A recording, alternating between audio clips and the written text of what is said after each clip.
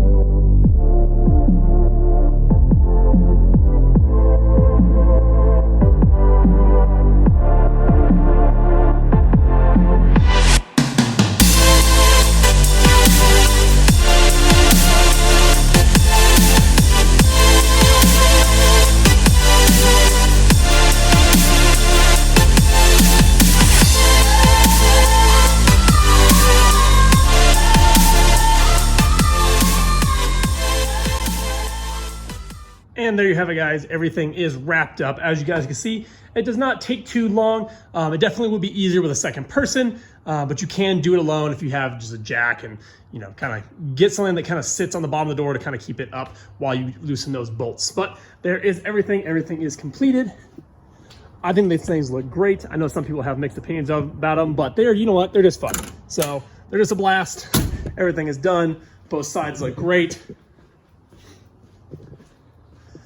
But there you have it. So guys, like and subscribe to the channel. Stay tuned. We're actually going to take these guys out and go enjoy them. So we're going to go hit some trails and, you know, just drive around town and enjoy the nice summer weather. So stay tuned for everything. Again, thank you guys for watching. Like and subscribe.